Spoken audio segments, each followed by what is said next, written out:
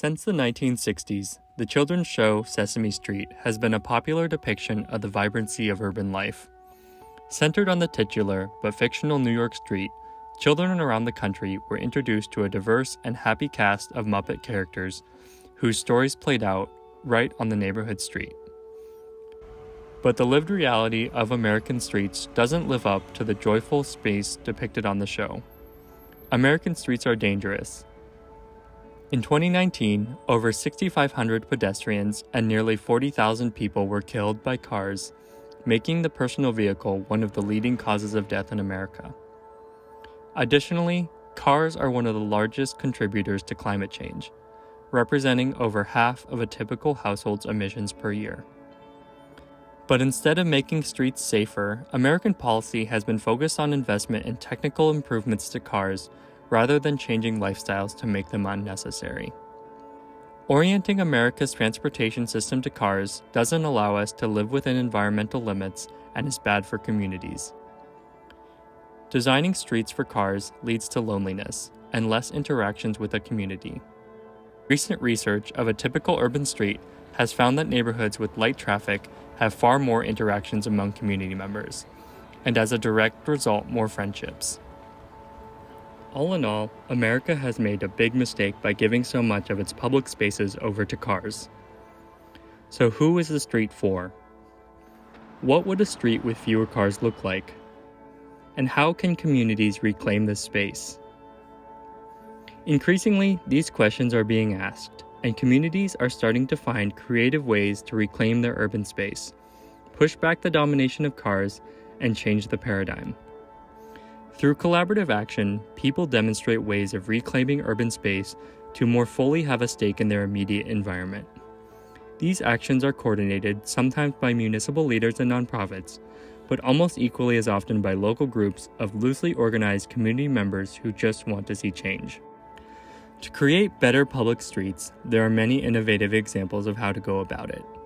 These could include things like placing barriers to create pedestrianized spaces and quickly built urban furniture out of wooden pallets.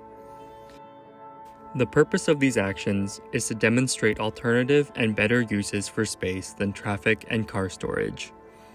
The people who create these streetscapes engage with a participatory form of urban planning, one which creates positive change from the people who actually live in the neighborhood, instead of a managerial government organization making decisions without much local control.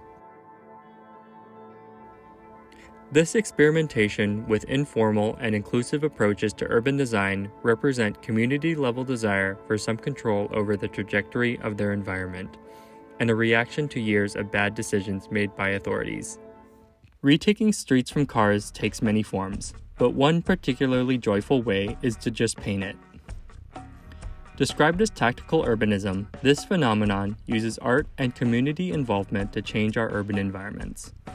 The idea is to take dangerous intersections and completely reimagine them using participatory artwork. Instead of wide swaths of black asphalt, new spaces emerge, and what was once a dangerous road is now a space for people to inhabit, enjoy, and claim ownership over. The process brings locals together to reimagine their space and take pride in what they can accomplish to make the community as a whole a better place. One striking example is the Plaza Cinco de Mayo in Panama City. Much like American cities, Panama City was designed exclusively for cars, making the space unsafe for people. A group called Ciudad Emergente, along with the municipal government, invited 200 artists to re-envision the street for residents and not for cars. Through collaborative processes to understand what people want from their space, a new paradigm emerged. By doing so, the space was transformed into a public space, centered around humans bringing people together in their own community. Public gatherings, performances, and general urban life was suddenly a possibility on this otherwise dangerous street.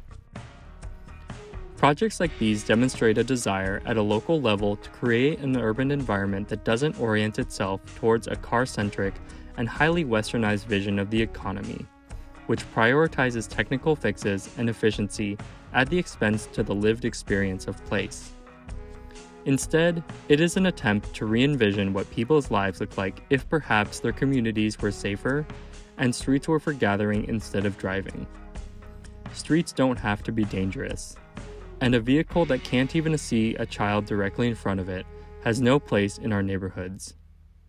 In all sorts of contexts, we've seen the power of collaborative public art to demonstrate and represent a desire for change. Tactical urbanism is a way for people to claim streets away from cars and envision better, locally oriented, and more carbon-free futures.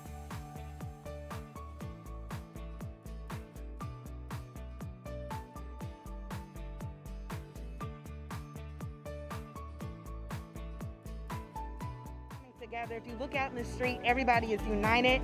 They're working together. Each letter kind of show more about, what we're a part of in our community. In closing, I think tactical urbanism demonstrates how claiming urban environments is key to building resilient communities. Realizing an urbanism which provides space for joyous expression and play is a necessary step towards a sustainable future.